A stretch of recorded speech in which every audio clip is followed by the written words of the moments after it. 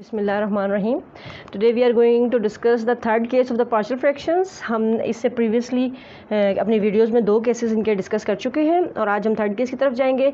अब third case हमारे पास ये है कि जब हमारे पास कोई फ्रैक्शन होगी और डिनोमिनेटर में अब हमारे पास नॉन रिपीटेड और इररेड्यूसिबल क्वाड्रेटिक फैक्टर्स होंगे। यानी अब पहली बात यह है कि क्वाड्रेटिक फैक्टर्स हैं और वो इररेड्यूसिबल है, यानी उनको हम रिड्यूस करके लीनियर फैक्टर्स नहीं बना सकते।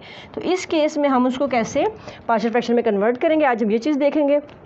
एक न्यूमेरिकल एग्जांपल लिखी हुई है, x square divide by x plus 2 into x square plus 4। सबसे पहले जैसे हमने फर्स्ट वीडियो में डिस्कस किया था कि हमने अपनी इक्वेशन अपनी फ्रैक्शन को देखना है कि वो प्रॉपर है या इम्प्रॉपर है। अगर वो इम्प्रॉपर है तो फिर तो हमें उसको हम प्रॉपर में कन्वर्ट करेंगे और हम इसको आगे सॉल्व करेंगे। लेकिन अगर वो सिंपली हमें इसी तरह गिवन है कि हमारे पास न्यूमरेटर की जो डिग्री है वो कम है और डिनोमिनेटर की डिग्री ज़्यादा है, तो हम ऐसे इसको मूव ऑन करेंगे।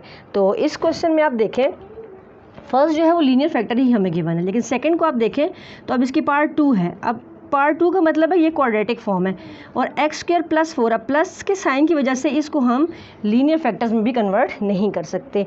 तो इसलिए कहा गया है कि इररिड्यूसिबल और नॉन रिपीटेड है। फिलहाल यहाँ स्क्वायर या कोई ऐसी फॉर्म नहीं है, तो केस 4 जो होगा वो इसी का एक्सटेंडेड टॉपिक होगा। इसी चीज़ को स्क्वायर के फॉर्म में हम आगे सॉल्व करेंगे। तो सबसे पहले हम देखते हैं कि हमारे पास जो फर्स्ट लीनियर फैक्टर है उसको तो हम एज इट इज़ लिखेंगे, जैसे हमने सिंपली जब हम लिखते थे लीनियर फैक्टर्स के टाइम पे, तो हम यहीं से स्टार्ट कर लेते हैं। यानी फर्स्ट जो लीनियर फैक्टर है वो तो सिंपली x प्लस 2 इस तरह से सिंगल a के नीचे आ गया लीनियर फैक्टर। अब जो हमारे पास क्वाड्रेटिक फैक्टर्स हैं, क्वाड्रेटिक फैक्टर को लिखने के लिए हमने क्या करना है, अब यहाँ पे स्क्वायर है तो हमने इसको इस फॉर्म में लिखना है, bx plus c divided by the factor x square plus 4। ठीक, अब हमारे पास चेंज सिर्फ ये आया है कि जब हमारे पास लीनियर फैक्टर्स थे तो हम singly a, b and c के साथ उसको लिखते थे। अब हमारे पास ये क्वाड्रेटिक फैक्टर्स आ गए हैं जो कि इररिड्यूसिबल हैं और नॉन रिपीटेड भी हैं। तो क्वाड्रेटिक फैक्टर होने की वजह से हमने इसको इस फॉर्म में लिख रहे हैं, bx plus c divided by x square plus 4। तो अब हम आगे उसी तरह से प्रोसीड करेंगे। हम इसको ओवरऑल सारी इक्वेशन को हम इस एलसीएम से मल्टीप्लाई कर लेंगे।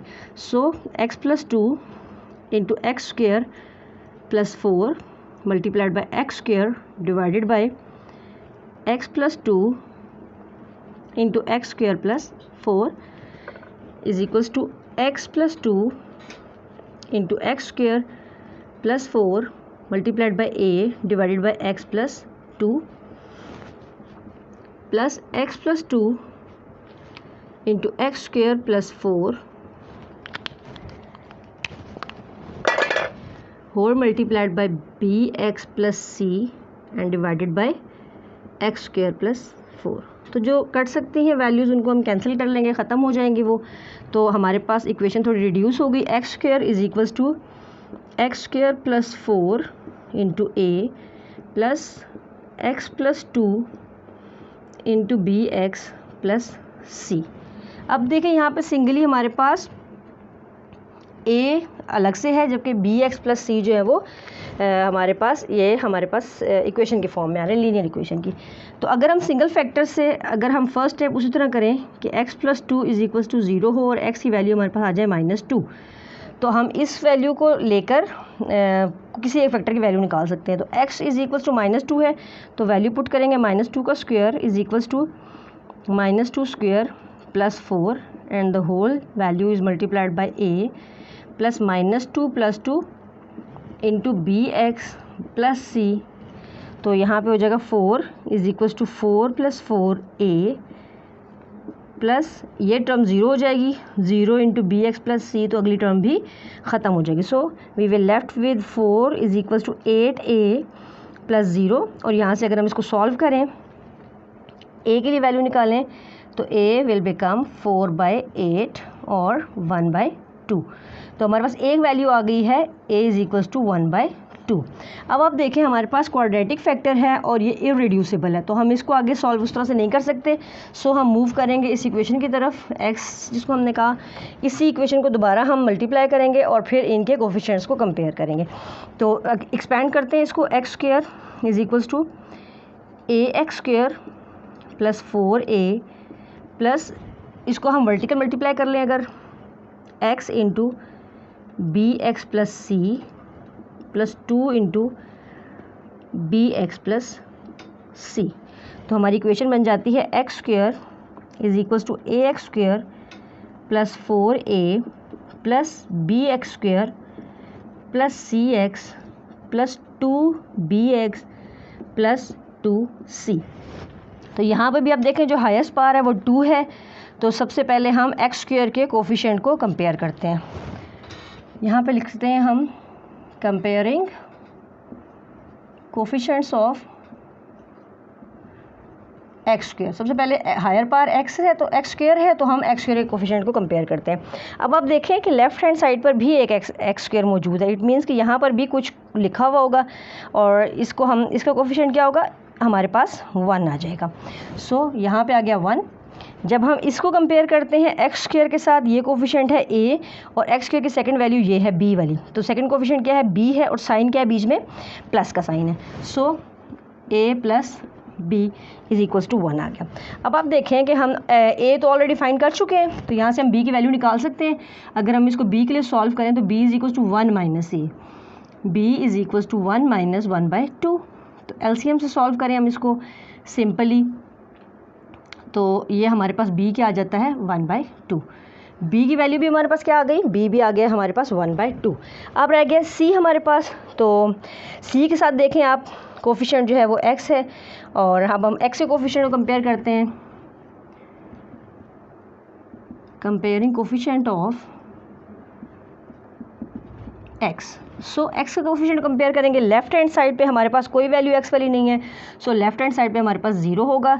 राइट हैंड साइड पे फर्स्ट वैल्यू भी नहीं है, सेकंड भी नहीं है, थर्ड भी नहीं है, फोर्थ पे आप देखें cx प्लस 2bx। तो यहाँ पे पहले वाले x यानी इस x का कोफिशिएंट क्या है, c प्लस नेक्स्ट x का कोफिशिएंट क्या है, 2b। सो यहाँ पे क्या आ जाएगा, 2b। c इज इक्वल, अगर यहाँ से c के लिए सॉल्व करें, c is equal to minus 2b।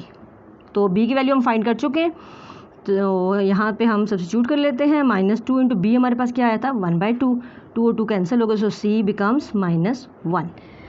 a b and c तीनों की वैल्यूज हमारे पास आ गई हैं। अब हम दोबारा फर्स्ट स्टेप पे जाते हैं, अपने क्वेश्चन लिखते हैं और फिर उन वैल्यूज़ को सब्स्टिट्यूट करते हैं। तो हमारे पास वो पार्शियल फ्रैक्शन आ जाएगी जो कि हमारी रिक्वायर्ड फ्रैक्शन थी, is equals to a divided by x plus 2 plus bx plus c divided by x square plus 4। So a हमारे पास क्या है, 1/2 x प्लस 2, b भी हमारे पास आया 1/2 इंटू एक्स प्लस c हमारे पास आया -1 divided by x square plus 4। तो थोड़ा सा हमने इसको सॉल्व करना होगा, थोड़ा इसकी शेप बेहतर करनी होगी। तो हम यहाँ पे तो आप देखें कि जो हमारे पास लेफ्ट हैंड साइड की वैल्यू है वो एज इट इज़ आ जाएगी। X square is equals to x plus 2 into x square plus 4 is equals to a 1/2 था, 2 यहाँ नीचे आ जाएगा लोअर फैक्टर के साथ, 2 इंटू एक्स प्लस 2, ये इसका एक फैक्टर बन गया। प्लस अब देखें यहाँ पे 1/2x है और यहाँ पे 1, तो थोड़ा सा हमें इसको एलसीएम के साथ सॉल्व करना पड़ेगा। जब हम इसका एलसीएम लेते तो 2 एलसीएम आ जाएगा, x माइनस 2, यानी यहाँ पे हमारे पास अबव जो पोर्शन होगा न्यूमरेटर में हमारे पास क्या वैल्यू आ जाएगी, x माइनस 2 डिवाइडेड बाई 2, और जो होल वैल्यू थी, जो होल जो मेन डिनोमिनेटर है वो है एक्स स्क्वेयर प्लस 4। तो ये हमारे पास आ जाएगा 1/2 into x plus 2 minus x minus 2, और ये भी 2 जो है यहाँ पे आके इसके साथ मल्टीप्लाई हो जाएगा एक्स स्क्वेयर प्लस 4। तो हमारी जो मेन फ्रैक्शन थी वो अपने इन दो पार्ट्स में डिकम्पोज हो गई है और ये इसके रिक्वायर्ड पार्शियल फ्रैक्शन इसको हमने सॉल्व कर लिया है। तो ये हमारा केस 3 था। अब हमारा लास्ट केस 4 रह गया है और 4 में हम इंशाल्लाह रिपीटेड रूट्स के बारे में, रिपीटेड क्वाड्रेटिक फैक्टर्स के बारे में डिस्कस करेंगे। Thank you.